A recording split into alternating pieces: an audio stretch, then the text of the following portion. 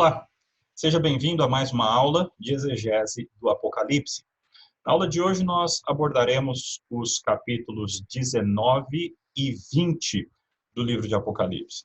Como você já percebeu, provavelmente, esse é o capítulo que aborda, o capítulo 20 é o capítulo que aborda o milênio. E isso tem gerado, esse capítulo é um dos capítulos que mais tem dividido a igreja ao longo dos séculos, entre as pessoas que acreditam que o capítulo descreve a era da igreja, pessoas que acreditam que descreve um milênio, seja ele literal, seja ele simbólico, mas um período que vem depois da era da igreja, e para alguns esse período que vem depois da era da igreja, ele termina com a vinda de Cristo, e para outros ele é inaugurado com a vinda de Cristo. Então, existe muita divergência a respeito desse capítulo, e a gente espera fazer apenas uma introdução rápida, absolutamente não resolver todos os problemas do texto. Aliás, falando disso, antes da gente entrar no texto mesmo, eu vou começar com alguns lembretes a respeito do Apocalipse, que nos ajudam a ver por que é tão difícil chegar a uma resposta final, chegar a conclusões certeiras a respeito da interpretação desse capítulo e a respeito da interpretação do Apocalipse em geral.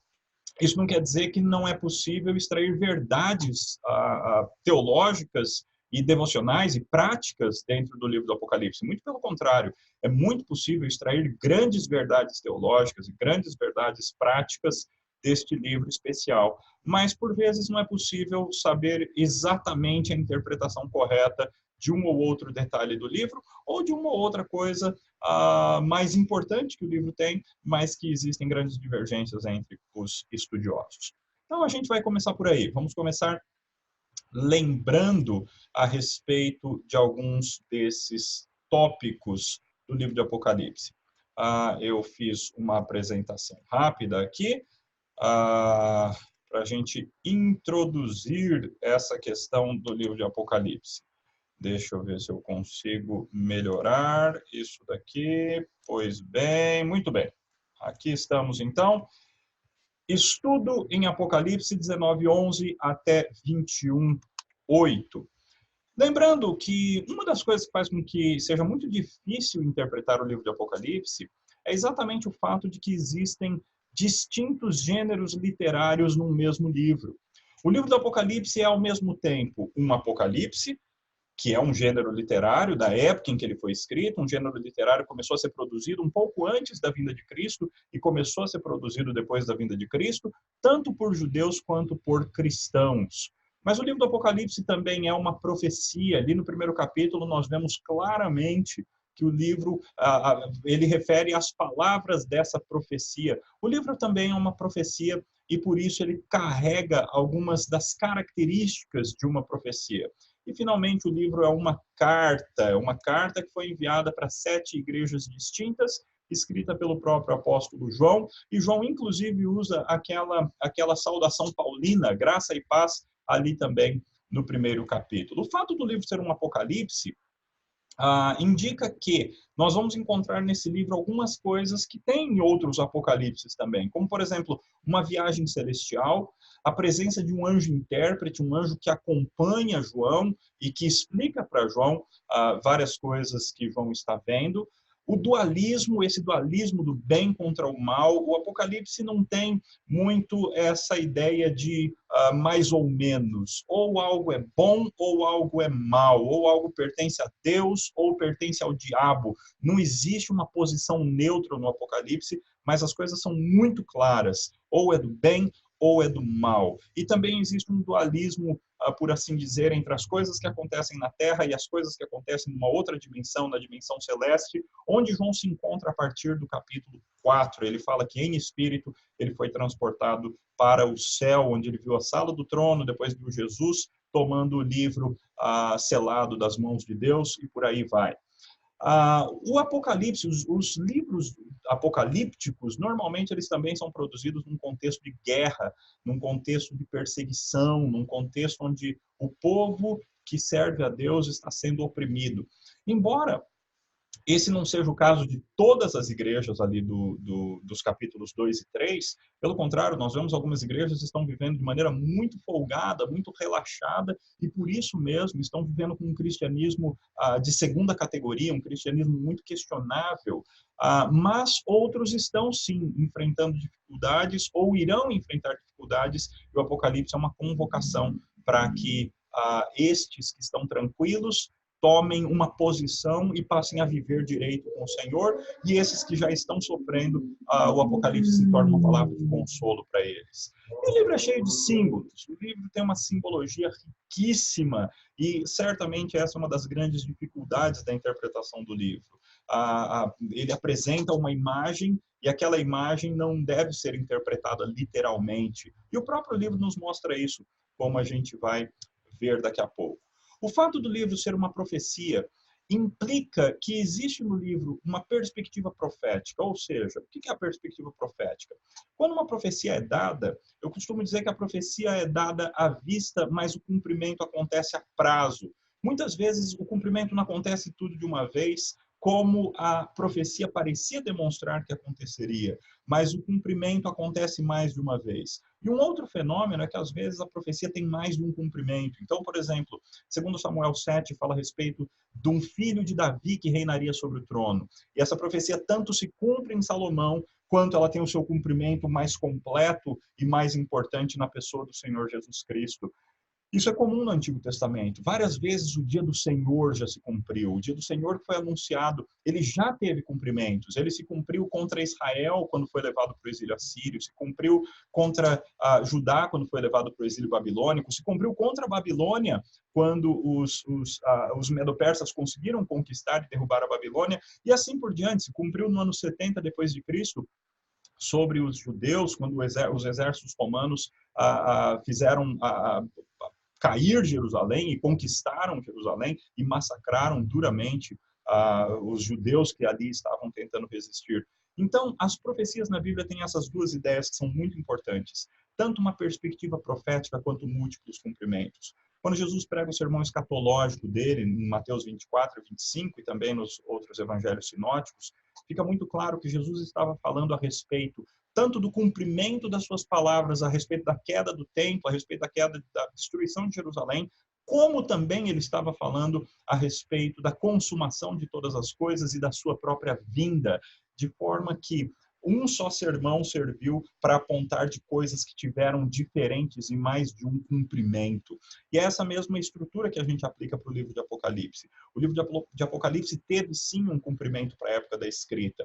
Os preteristas estão certos em muitas coisas que eles interpretam no livro, mas ao mesmo tempo o livro tem outros cumprimentos ao longo da história da igreja e terá um cumprimento final no futuro, quando acontecer de fato a volta de Cristo e a consumação de todas as coisas.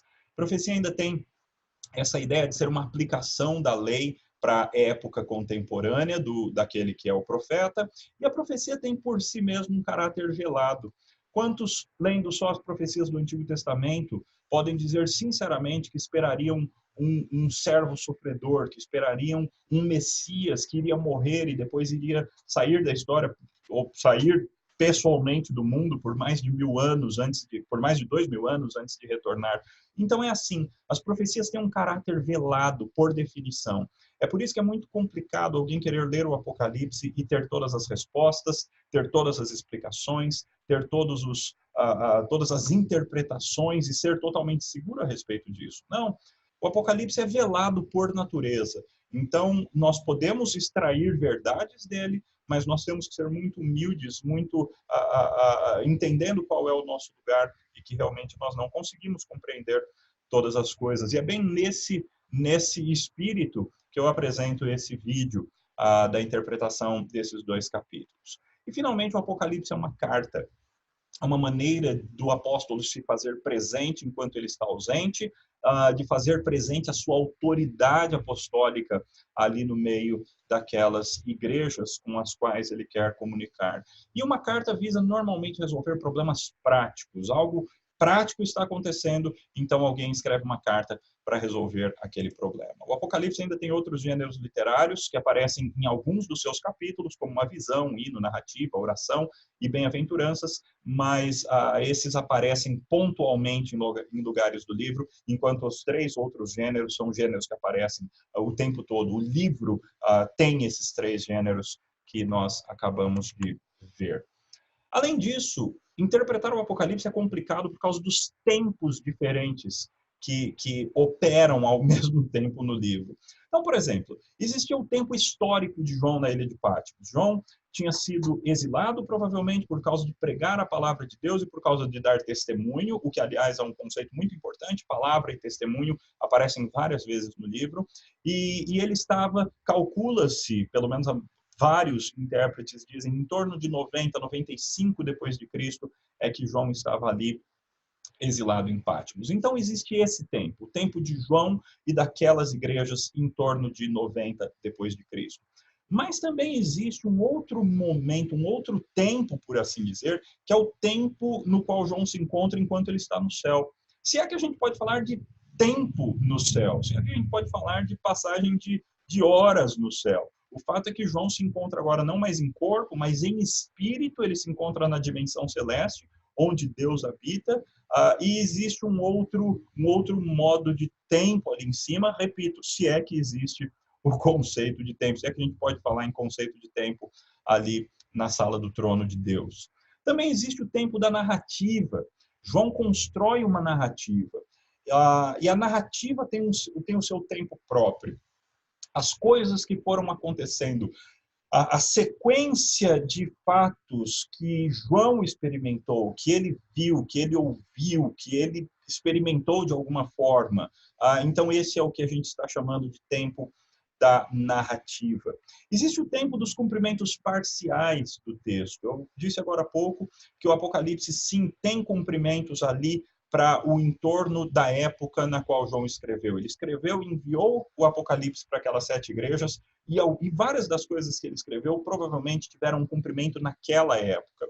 Algumas das coisas que João escreve, é possível dizer que até tiveram um cumprimento antes de João ter escrito, ali no ano 70 depois de Cristo, conforme o sermão de Jesus, não é? Que foi escrito antes de 70 e apontava para muitas coisas de 70. Apocalipse, mesmo tendo sido escrito depois de 70, pode sim fazer referências a eventos que aconteceram em 70 depois de Cristo, com a queda de Jerusalém. Então existe esse tempo dos cumprimentos parciais ali na época da escrita. Mas também existe o tempo de cumprimentos parciais ao longo da história da igreja. Vários reformadores interpretaram vários aspectos do Apocalipse como fazendo referência à Igreja Católica corrupta daquela época da Idade Média, que inclusive teve algumas mudanças depois daquela época, mas naquela época uma igreja extremamente corrupta, extremamente errada, extremamente poderosa ao mesmo tempo. Então, quando os reformadores chamam a Igreja Católica de a Babilônia, quando eles chamam o Papa de o Anticristo, eles provavelmente não estão errando, não. Eles estão apontando para cumprimentos parciais do livro de Apocalipse. Mas cumprimentos são apenas isso, cumprimentos parciais, e esse também é um tempo do Apocalipse. O tempo que o Apocalipse vai se cumprindo de maneira localizada em diferentes lugares do mundo, em diferentes momentos da história. Mas, finalmente, existe um tempo futuro. O Apocalipse aponta, sim, para coisas que vão acontecer no futuro.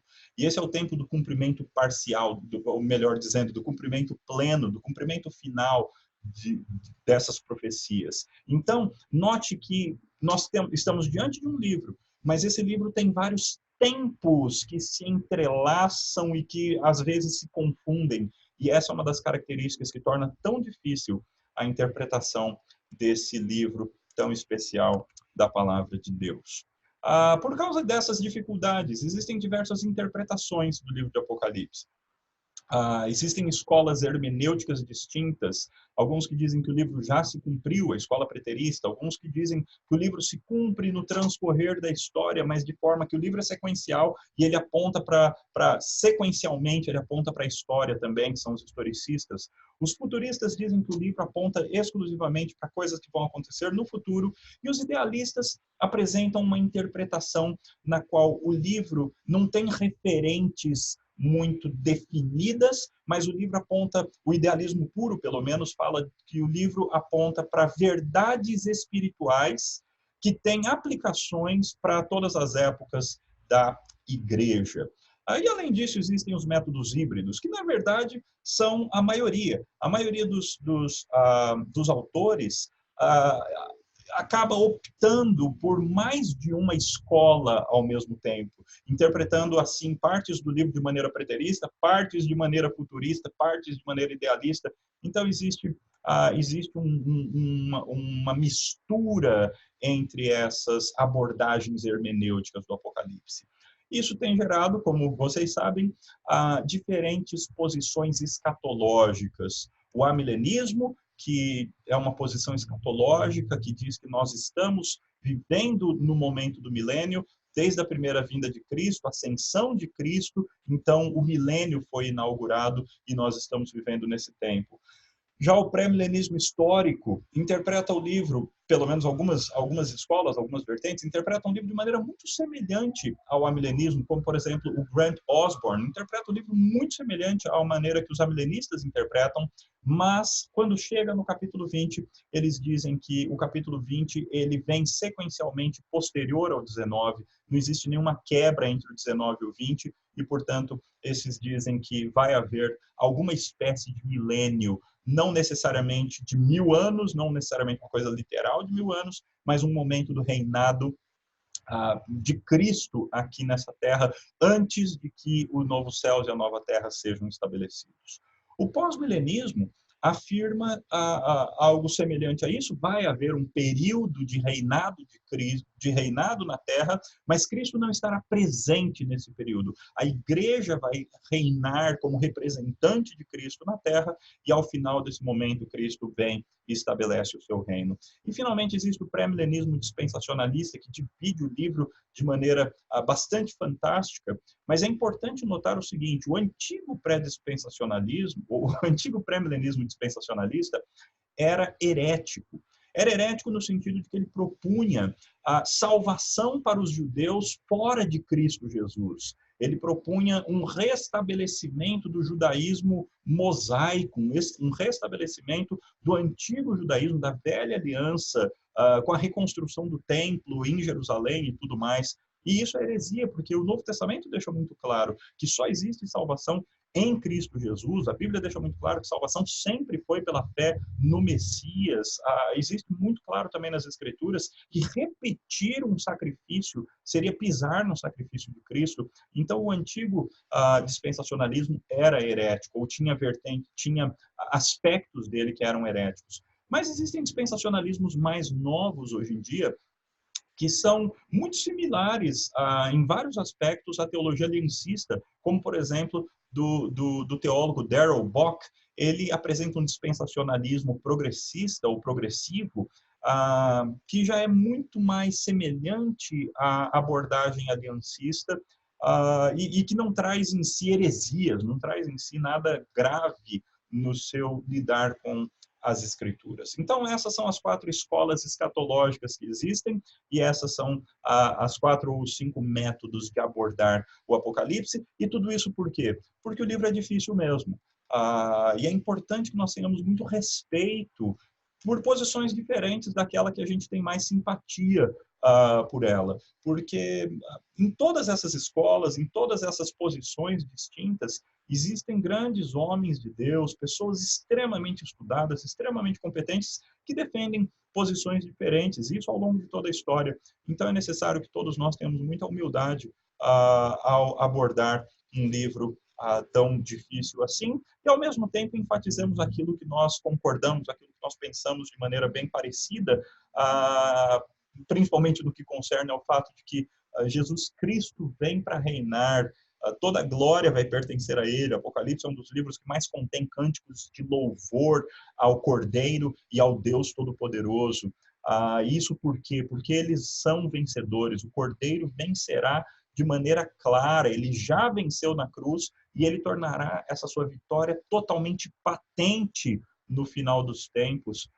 e serão estabelecidos novos céus e nova terra, onde habita a justiça, onde toda lágrima será enxugada. E isso todas as posições daqueles que são verdadeiramente cristãos, não é? Existem intérpretes que nem acreditam na Bíblia como palavra de Deus, mas aqueles que acreditam na Bíblia como palavra de Deus, esses têm muito mais em comum, e é muito importante que nós nos lembremos disso ao discordarmos educadamente uns dos outros com relação à interpretação do livro.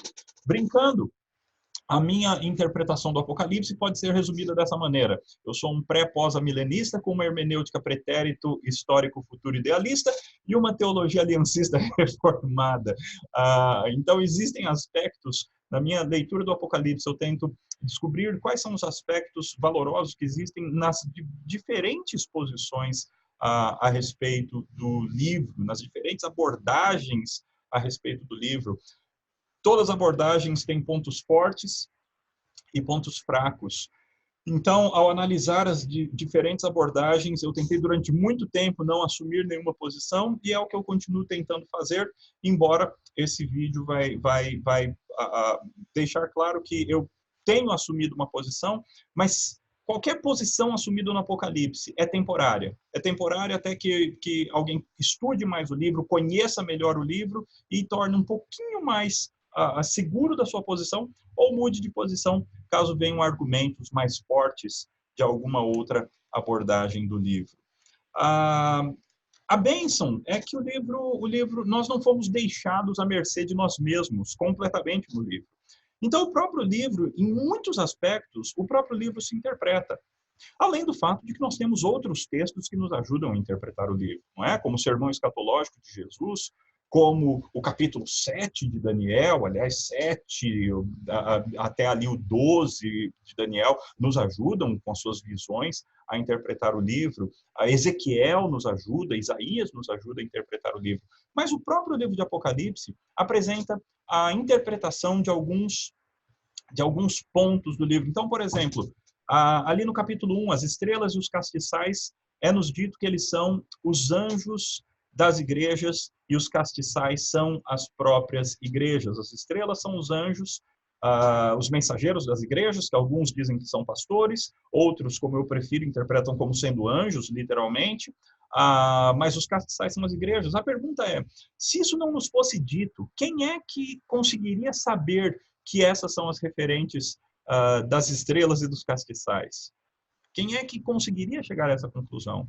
É por isso que quando uma figura não é interpretada, nós temos que ter muito cuidado de dizer, ela significa isso, porque as figuras são difíceis. O livro é um livro bastante difícil. 7 tochas que se encontram na frente do trono de Deus são os 7 Espíritos de Deus, assim como os 7 olhos do Cordeiro também são os 7 Espíritos de Deus. São imagens fantásticas, impressionantes, mas o próprio livro nos diz qual é a referente, qual é a interpretação que nós temos que dar a essas figuras.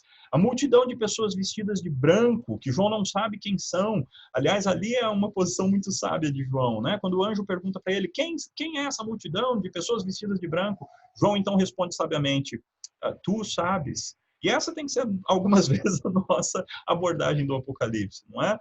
Deus sabe o que significa isso, eu só tenho uma ideia vaga a respeito do significado, não é? Mas aquela multidão ali no capítulo 7, é-nos dito que eles são aqueles que vieram da grande tribulação e lavaram as suas roupas no sangue do Cordeiro. Já ali mais à frente, nós temos os 144 mil. O texto diz que são os que não se contaminaram com mulheres, não mentiram e que foram ofertados como primícias a Deus e ao Cordeiro. A cidade onde as 2 testemunhas serão mortas, o texto diz, é Sodoma, é Egito, é Jerusalém. Então, note quantas referentes distintas que nós temos para a mesma cidade que está sendo apresentada ali, o que é uma evidência dessa realidade múltipla do Apocalipse.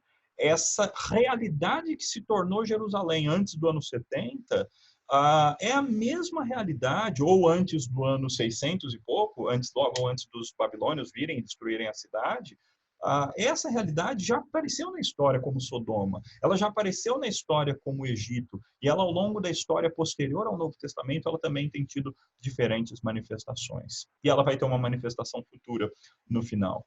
O filho da mulher do capítulo 12 é aquele que regerá as nações com um cetro de ferro e que foi arrebatado até o céu, até Deus, ou seja, uma referência para mim muito clara ao nosso Senhor Jesus Cristo. O dragão, o texto diz, o dragão vermelho é a antiga serpente, o diabo, Satanás. Os filhos da mulher do capítulo 12, o restante da sua descendência, o texto diz que são aqueles que obedecem os mandamentos de Deus e permanecem fiéis ao testemunho de Jesus. Já a prostituta que aparece no capítulo 17 é interpretada como sendo a Babilônia, o que vários intérpretes interpretam como sendo Roma daquela época, mas possivelmente também com uma manifestação futura, não necessariamente sendo Roma literal, mas alguma manifestação futura de algum reino futuro. O texto ainda nos diz que as 7 cabeças da besta são 7 colinas e 7 reis. A besta é o 8º rei, a besta é o 8º rei e os 10 chifres são 10 reis. Então note como toda aquela imagem fantástica da besta do capítulo 13 é interpretada de maneira política, assim como no livro de Daniel. Temos uma imagem muito semelhante que também é interpretada com referentes políticas. As águas sobre as quais a Babilônia se encontra no capítulo 17 são povos, multidões, nações e línguas, o texto diz. Então também aquelas águas têm que ser interpretadas figuradamente. E finalmente o linho dado para a noiva do cordeiro vestir são as boas obras do povo de Deus. Então essas são algumas das figuras interpretadas no livro. O que nos ajuda a ver que quando o livro interpreta a si mesmo, ele não se interpreta de maneira literal, por assim dizer, mas ele leva em consideração o gênero literário apocalíptico e ele interpreta as figuras da maneira que elas têm que ser interpretadas. Interpreta as figuras como figuras. Na verdade, isso seria uma verdadeira interpretação literal, não é? É interpretar de acordo com a intenção do autor, de acordo com a intenção de João e com a intenção de Deus e do Espírito que deram essas visões e essas profecias para o apóstolo João. Seguindo, então, ainda na introdução, antes da gente entrar no nosso texto, essa questão da estrutura do Apocalipse, todas essas dificuldades também que nós referimos há pouco, elas mostram que é muito difícil interpretar o livro e é muito difícil também organizar o livro. Como é que o livro é organizado de maneira correta? Se alguém fosse fazer uma organização que reflita aquilo que o próprio Deus quis. Seria uma estrutura cétupla? Seria uma estrutura quiásmica, ou seja, aquela estrutura de sanduíche que fala as mesmas coisas nas bordas, até que chega num centro, onde tem a mensagem principal? Ou nós devemos prestar atenção em outros elementos, como questões literárias? Por exemplo, eu fiz uma pesquisa no Logos com essas expressões, a expressão kai eidon e vi, a expressão metatauta, depois dessas coisas, a expressão e quando, a expressão metatuto, depois dessas coisas, kaiotan, e quando também, e todas as ocorrências, tanto do verbo ver quanto do verbo ouvir. O resultado dessa pesquisa é muito interessante, porque quando a gente olha, e algumas dessas marcas são marcas literárias que existem no livro, o livro tem muitas dessas ocorrências. Então, note quantas vezes o livro começa com e vi, e vi, e vi, e quando, e vi, e quando, e vi, e quando, depois dessas coisas, e de repente uma porta aberta no céu. Então, e vi uma porta aberta no céu. Então, nós temos algumas marcas literárias que se alguém for fazer um estudo sério, e existem pessoas que fazem isso, na verdade, não é?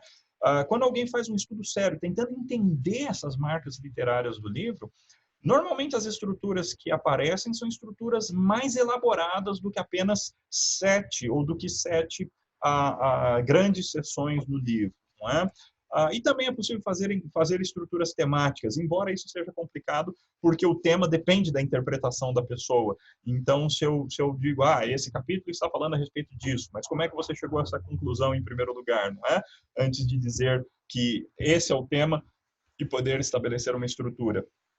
Então, tudo isso faz com que, mesmo na questão de estrutura, mesmo na questão de qual é a maneira correta de organizar o livro, mesmo nisso, nós temos que ter muito cuidado, porque existem pessoas extremamente competentes, estudiosos extremamente profundos, gente que tem gastado a vida inteira estudando o livro, e eles divergem entre si no que concerne à estrutura do livro de Apocalipse.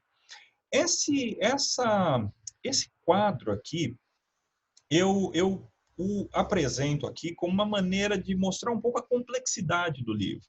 Aqui nós temos os 7 selos, as 7 trombetas e as 7 taças. Uma das discussões principais com relação ao livro é se essas coisas têm que ser interpretadas como recapitulações, ou seja, a mesma história sendo contada, nesse caso aqui, 3 vezes diferentes, ou nós temos coisas que vêm uma após a outra. Cronologicamente acontecem os 7 selos, depois as 7 trombetas e depois as 7 taças. Existem boas evidências para as duas interpretações.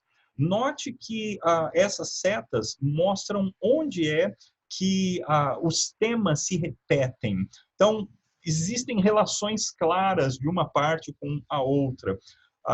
E no final, essas três estruturas, os 7 selos, as 7 trombetas e as 7 taças, terminam com relâmpagos, trovões, grande terremoto, todos terminam de uma maneira muito parecida, o que é um grande argumento para dizer que eles estão repetindo a mesma história.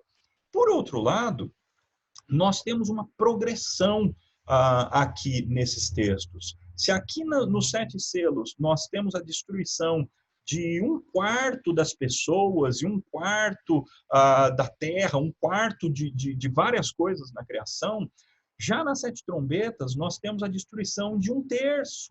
Então, 1/3 da terra e da vegetação, 1/3 do mar, 1/3 das águas doces, 1/3 do sol e da lua, 1/3 dos homens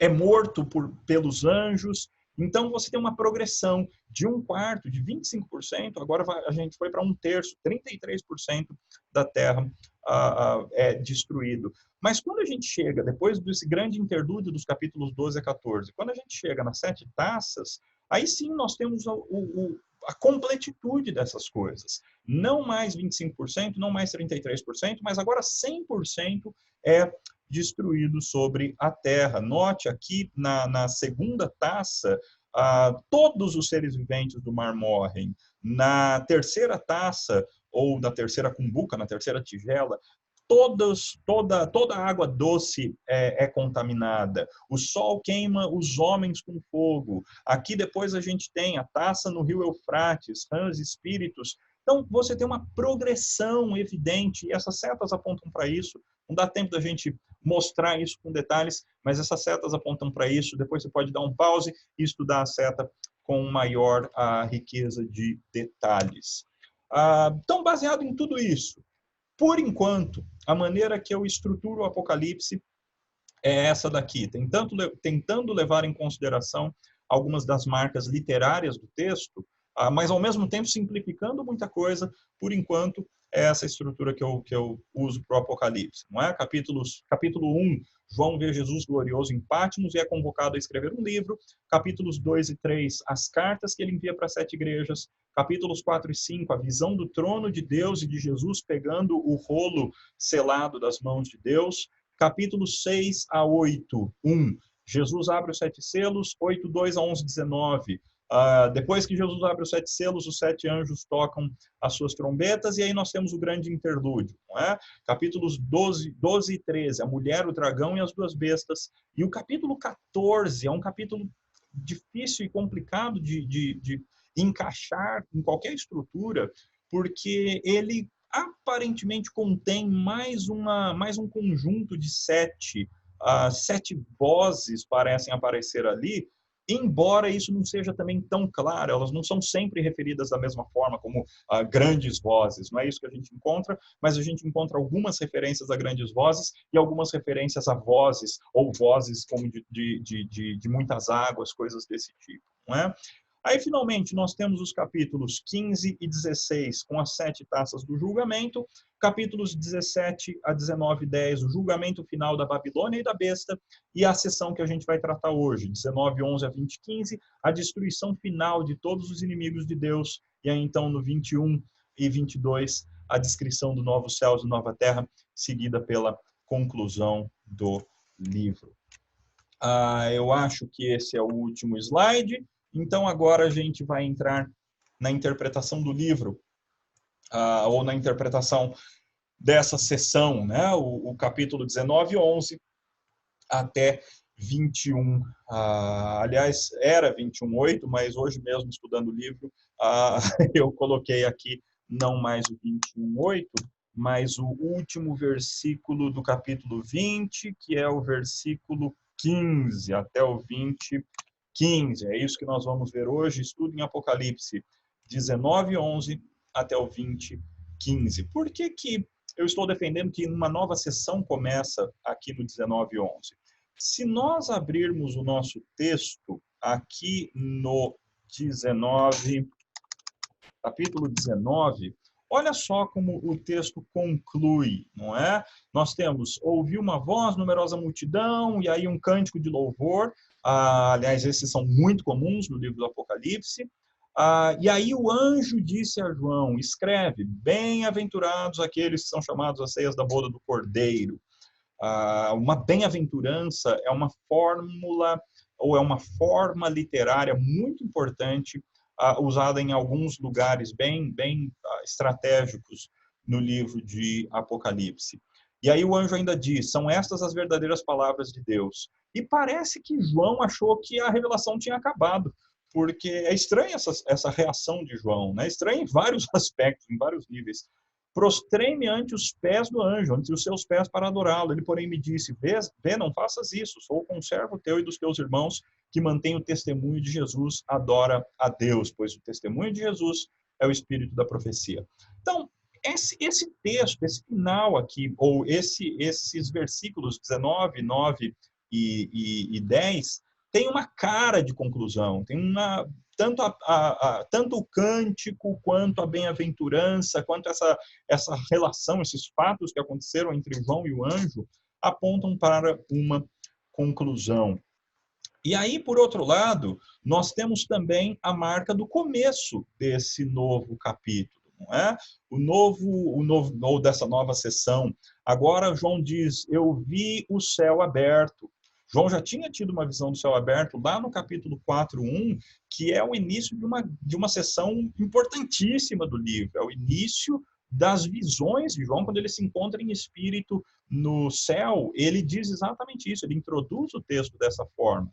Vamos abrir lá, Apocalipse 4:1, João diz também para nós, depois dessas coisas vi e eis uma porta aberta no céu. Então, quando no nosso texto, quando no 19:11, João diz, eu vi o céu aberto, parece que ele está fazendo, de novo, uma quebra maior no livro. Uma nova sessão está iniciando aqui, até um capítulo novo poderia iniciar aqui nesse texto. E ele vê um cavalo branco, não é? E agora eu vou chamar aqui o meu arquivo do Word e é nele que a gente vai continuar. Então, indo muito rápido, essa primeira parte aqui do texto, 19, 11 a 16, apresenta uma descrição do Senhor Jesus Cristo. É isso que nós temos nessa parte. Não existe nenhuma ação, existe o que é principal aqui, é a descrição de Jesus. João então diz, vi o céu aberto e eis um cavalo branco, Caedon, né? E vi Tom uranon eneumenon, vi o céu aberto. É interessante que o Caedon, às vezes ele aponta para uma quebra maior e às vezes para uma quebra menor. Isso depende do que vem logo em seguida. Ok? O Caedon é uma marca literária que está dentro do Apocalipse inteiro. A questão é, o que vem logo em seguida? Quando que vem logo em seguida é muito importante, como depois dessas coisas, ou o céu aberto, aí então justifica fazer uma quebra maior. Quando o Caedon apenas introduz alguma coisa nova no livro, alguma outra coisa que João viu, João estava na mesma situação e ele viu algo distinto, algo diferente, então parece que a gente tem que continuar na mesma sessão, embora inclua uma quebra, uma quebra de subseção ali naquele ponto. Então João vê o céu aberto e ali ele encontra um cavaleiro sentado num cavalo branco. Já apareceu um cavaleiro sentado no cavalo branco no primeiro selo, mas agora é muito mais fácil definir a identidade deste cavaleiro que aparece aqui, porque ele é chamado de o fiel, o verdadeiro, não é? O pistós, o aletinós, e aquele que em justiça tanto julga quanto guerreia. Mais à frente, João deixa sem dúvida a identidade desse, quando ele diz que ele é chamado ho logos tu teu, ele é o próprio o verbo de Deus. Lembra que esse João é o mesmo João que escreveu o Evangelho de João e o mesmo João que escreveu a primeira carta, e tanto no Evangelho quanto na carta ele faz referência a Jesus Cristo como o Logos de Deus. E Jesus Cristo está vestido com um manto todo salpicado de vermelho, manchado de vermelho, por causa da guerra na qual ele está se envolvendo e por causa do sangue mesmo daqueles contra quem ele está lutando. O Apocalipse tem essas imagens muito fortes a respeito da ira do Cordeiro. O Salvador Jesus Cristo, o bondoso Jesus Cristo que curava, o Jesus Cristo que foi o Cordeiro que veio para morrer e dar a sua vida em resgate de muitos.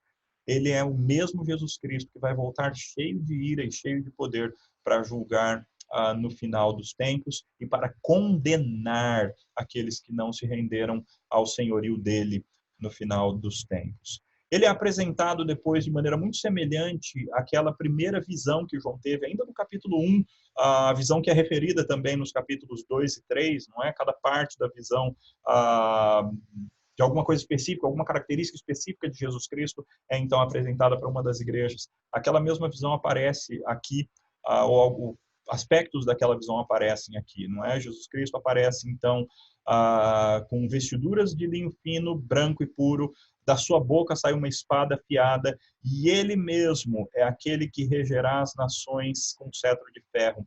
Uma referência lá ao Salmo 2, que falava do Messias de Deus, que é apresentado contra os reis da terra e os príncipes que conspiram contra o Senhor e contra o seu Messias, contra o seu ungido.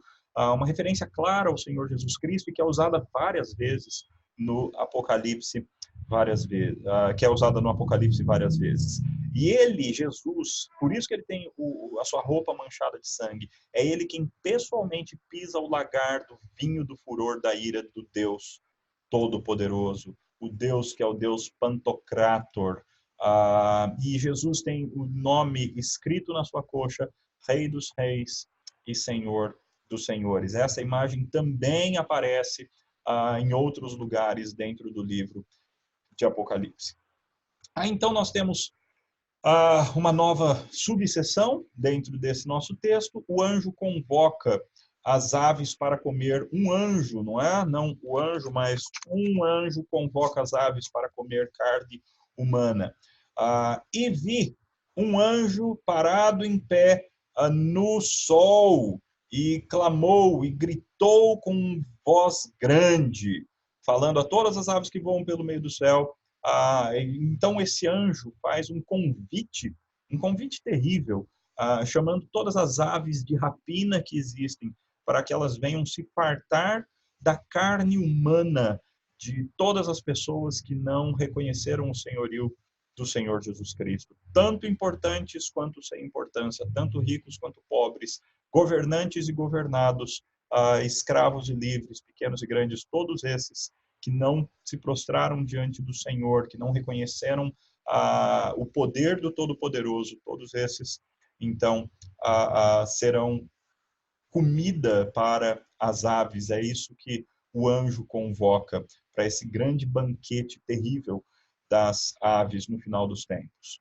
É aí, então, que nós temos o começo da ação. Até aqui nós tivemos a descrição de Jesus e uma convocação por parte do anjo. Agora sim é que o que foi preparado vai começar a acontecer. Então, nos versículos 19 a 21 do capítulo 19, Jesus lança a besta e o falso profeta no lago de fogo e mata todos os ímpios da terra. Note que, de novo, a gente tem um Caedon, e vi o animal, e vi a besta, e os reis da terra, e os seus exércitos, e os exércitos dele, reunidos para a guerra, reunidos para fazer guerra contra aquele que se assenta no cavalo. E aí o que acontece é algo que é comum também no Apocalipse. As grandes batalhas que acontecem no Apocalipse, que Deus e Jesus guerreiam, são batalhas com um final muito simples. Não existe uma maneira toda rebuscada de apresentar essa batalha com os golpes que a besta, ou que o dragão, ou que o falso profeta deram em Jesus, os golpes que Jesus desferiu contra eles. Não existe nada disso, porque o golpe fatal de Jesus já foi dado de uma vez por todas na cruz. Então, agora o que Jesus faz é simplesmente patentear o seu governo e destruí-los sem grande esforço, sem grande força. Notem como é que é a destruição daquele animal terrível que apareceu ali no capítulo 13. Note como o texto fala da destruição. Mas a besta foi aprisionada, e com ela o falso profeta, que com os sinais feitos diante dela seduziu aqueles que receberam a marca da besta e eram os adoradores da sua imagem. Os dois foram lançados vivos dentro do lago de fogo que arde com enxofre. Pronto. Em um versículo, todo aquele animal terrível do capítulo 13, em um versículo ele é destruído. É interessante que existe uma ênfase muito maior na destruição da Babilônia do que na destruição da besta. A Babilônia a destruição dela foi descrita em 3 capítulos quase, mas a destruição da besta é relatada em um versículo apenas, tanto da besta quanto do falso profeta. Só que o texto não termina por aí. O texto também diz que os restantes, ou seja, aquela lista que apareceu aqui em cima, não é? Os reis, os poderosos, os cavaleiros, os livres, os escravos, os pequenos e os grandes, esses são os restantes. E eles foram mortos pela espada que sai da boca de Jesus Cristo, que é aquele que está sentado sobre o cavalo branco. E é aí, então, que as aves obedecem o chamado do anjo da sessão anterior, e todas as aves se fartaram das suas carnes. Na próxima sessão, aí então finalmente a gente entra no capítulo 20. Vale a pena até beber um pouquinho de chá antes de entrar nisso. Da maneira que eu vejo a estrutura literária do livro de Apocalipse, eu não consigo ver uma quebra entre os capítulos 19 e o capítulo 20 do Apocalipse. Portanto, no meu entender, o capítulo 20 segue sequencialmente ao capítulo 19. Então, não consigo ver a história recomeçando aqui no capítulo 20. O que não significa que eu tenho certeza absoluta dessa minha posição. Eu estou totalmente aberto para aprender e para ser convencido com bons argumentos a respeito de uma outra maneira. Aliás, fica aí a dica para você que está assistindo: assista os vídeos de Apocalipse do professor Leandro Lima. Estão disponíveis no YouTube, e são todos eles muito bons. Uma série de mensagens que ele fez quando pastor lá na igreja de Santo Amaro. Vale muito a pena conferir aqueles vídeos. Embora eu tenha uma visão diferente aqui, mas certamente a interpretação do Dr. Leandro Lima é extremamente competente, extremamente boa, e vale a pena ser conferida. E ele está estudando, continua estudando ainda mais o texto, não é? Então, o fato é que, para mim, nós temos uma continuação aqui. O diabo é preso por 1000 anos para não mais enganar as nações.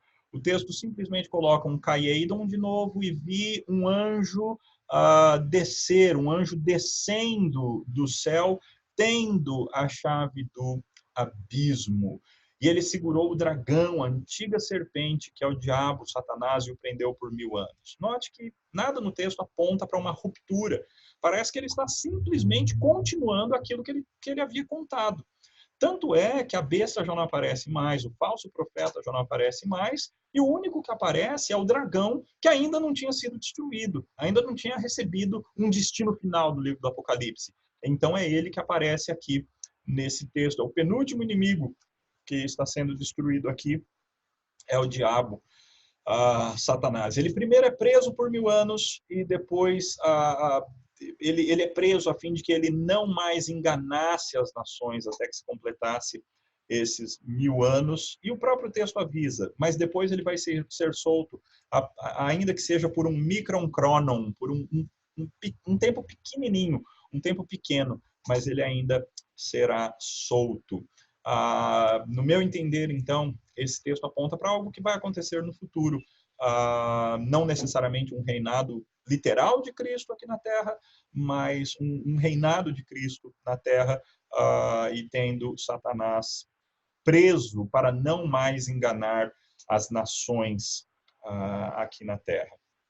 É difícil falar hoje de Satanás não enganando as nações, não é? Essa é uma das fraquezas que eu entendo que existe no amilenismo, no sistema amilenista de interpretação do Apocalipse. Embora eu seja aliancista, embora eu concorde com várias outras das coisas, acredito que a igreja seja o novo Israel de Deus, a igreja é Israel, mas realmente acredito que vai existir, pelo menos me parece que essa é a evidência textual do Apocalipse, que vai existir um reino de Cristo aqui na Terra, no qual Satanás vai estar preso por 1000 anos. Nos versículos 4 a 6, então, nós temos a continuidade da história. E vi tronos, e sentados sobre eles, e julgando, e foi-lhes dada a autoridade, julgar foi dado a eles, né? Vi também tronos, sentaram-se aqueles quais foi dada a autoridade de julgar.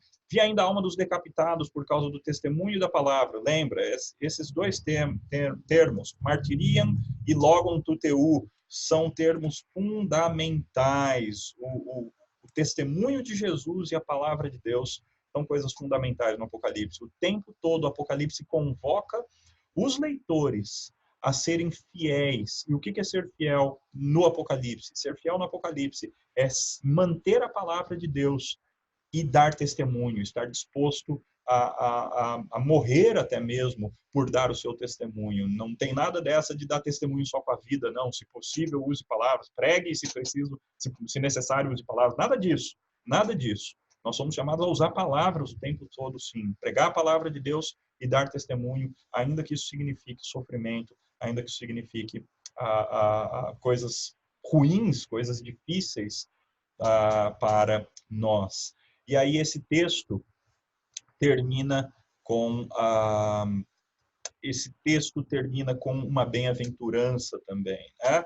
Nós temos essa informação de que os restantes dos mortos não reviveram até que se completasse os 1000 anos, e essa é a primeira ressurreição. E aí, finalmente, a bem-aventurança. Bem-aventurado e santo é aquele que tem parte na primeira ressurreição. Sobre esses, a segunda morte não tem autoridade. Pelo contrário, serão sacerdotes de Deus e reinarão com Cristo os 1000 anos. Isso é interessante também, porque esse é outro tema do Apocalipse. Os cristãos fiéis são chamados de sacerdotes de Deus e aqueles que reinarão com Cristo Jesus. Desde o primeiro capítulo, os cristãos são apresentados dessa forma, como sacerdotes que vão reinar. Assim como Cristo, nós somos chamados para sermos sacerdotes e reis. É claro que sub-sacerdotes e sub-reis do grande rei e sacerdote, que é o próprio Senhor Jesus Cristo. Note que aqui existe uma quebra um pouco maior no texto. Ao invés de um kaiedon, a gente tem um kairotan. E quando, então aponta para um tempo específico, não é? E quando forem completados os 1000 anos, quando, porém, se completarem os 1000 anos, o texto diz: Satanás será solto da sua prisão e sairá a seduzir as nações que há nos 4 cantos da terra, Gog e Magog, a fim de reuni-las para a peleja. E o número delas é como a areia do mar. Marcharam, então, pela superfície da terra e sitiaram o acampamento dos santos. É claro que, e eu entendo essa inconsistência, e é importante que sejamos justos com o texto parece que havia referido à destruição de todas as pessoas ali atrás, não é?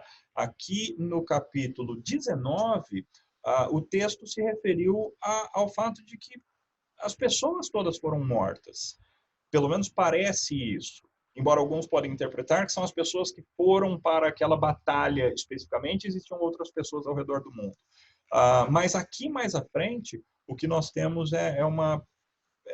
de novo, agora Satanás saiu e pessoas estão sendo enganadas e ele consegue juntar um grande exército de pessoas que vão guerrear contra o Cordeiro que está reinando aqui na Terra, segundo essa interpretação pré-milenista histórica. O texto, então, diz: o diabo, o sedutor deles, foi lançado para dentro do lago de fogo e enxofre. Aliás, de novo, não é? É interessante que existe toda uma preparação. Marcharam, então, pela superfície da terra e sitiaram o acampamento dos santos e a cidade querida. Mas note, de novo, como que é a destruição. Como é que Cristo, sem grande esforço, como é que ele destrói o grande inimigo, o grande sedutor dos irmãos, Satanás, o grande dragão vermelho, a antiga serpente, o diabo, o acusador. Como é que ele é destruído? Veja só como acontece. Desceu, porém, fogo do céu e os consumiu. O diabo, o sedutor deles, foi lançado para dentro do lago de fogo e enxofre, onde já se encontram não só a besta, como também o falso profeta. O que foi falado lá no capítulo 19. Esse trecho aponta para continuidade, não para quebra entre os capítulos 19 e 20, não é? Ele foi lançado, então, lá onde já estão a besta e o falso profeta e serão atormentados de dia e de noite pelos séculos dos séculos. O que a gente tem aqui é finalmente a destruição completa. Não destruição no sentido de aniquilação, mas destruição no sentido de morte. Satanás e todos aqueles que o seguem foram finalmente, totalmente colocados na segunda morte, colocados no lago de fogo e enxofre, onde eles serão atormentados pela ira de Deus, pela santidade de Deus, pelos séculos dos séculos. E essa é uma das mensagens mais maravilhosas do Apocalipse para os cristãos. Ainda que o diabo, por vezes, tenha as suas atuações nessa terra, a derrota dele está totalmente garantida, porque o Cordeiro o vencerá sem grande esforço. O Cordeiro vai destruir Satanás e vai prendê-lo de uma vez por todas, não mais apenas por 1000 anos, mas de uma vez por todas e para sempre. Ele será preso e atormentado pelos séculos dos séculos.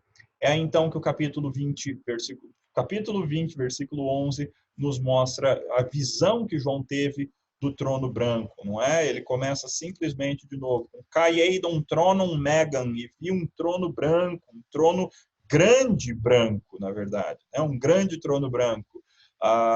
E aquele que se assenta, de cuja presença fugiram o céu e a terra, e não se achou lugar para eles. De novo, só uma descrição, é isso que João viu.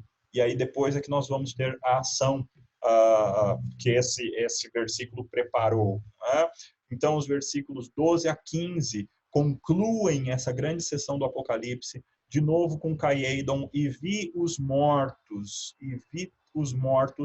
os grandes, megalos, caitus, micros, e os pequenos, estotas, parados de pé diante do trono. E um livro, de novo, nós temos livros aparecendo no Apocalipse, né? E livros foram abertos, então se abriram livros, ainda outro livro, o livro da vida, foi aberto. Então note que o Apocalipse aponta que existe mais de um livro mesmo.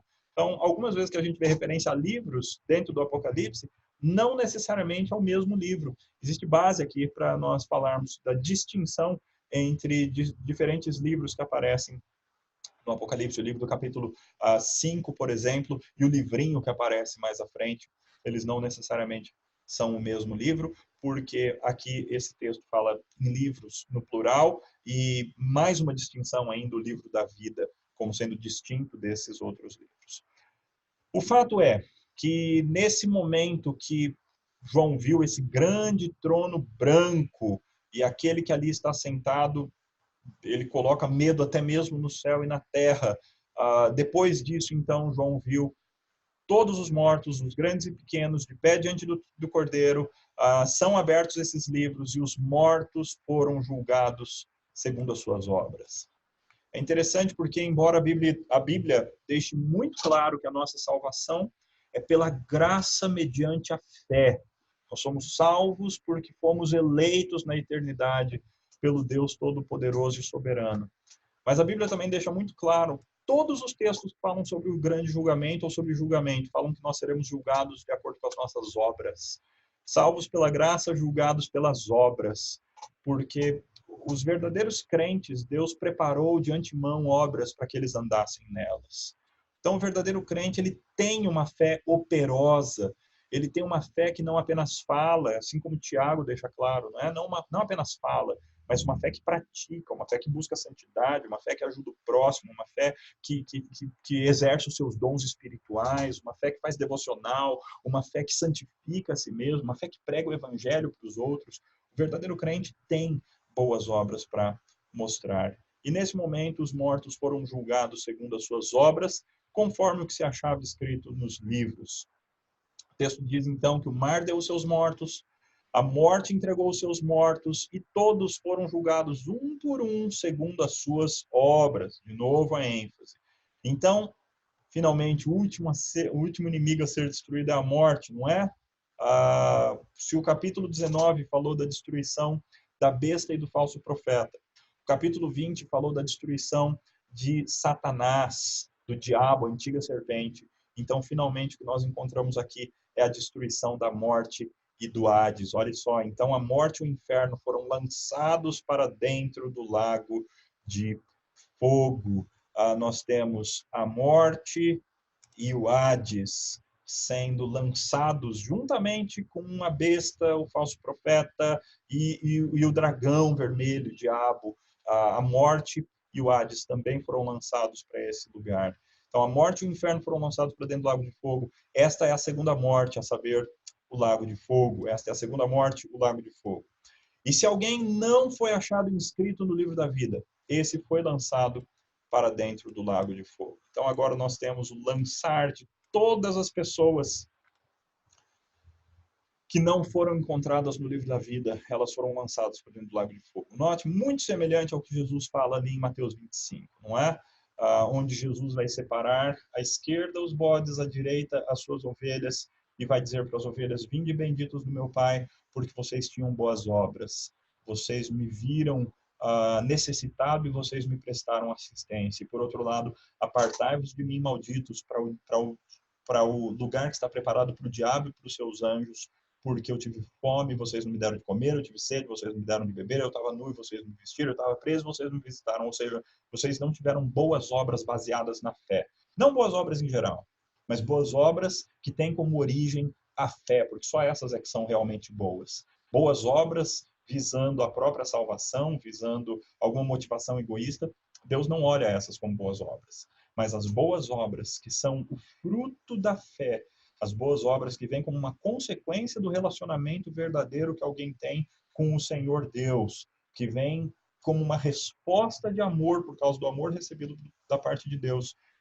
Essas boas obras, então, são boas obras que serão consideradas dignas nesse dia do julgamento, porque elas foram feitas por pessoas que já tinham seu nome escrito no livro da vida desde antes da fundação do mundo. O que nós encontramos, então, em Apocalipse, capítulo 19, versículo 11 até o 20, versículo 15. Agora há pouco eu falei 21, não é? Mas é até o 20, versículo 15. O que a gente encontra aqui é a destruição completa de todos os inimigos de Cristo Jesus. A grande besta, o falso profeta, o dragão, a morte e o Hades, e todas as pessoas que não tinham o seu nome escrito no livro da vida.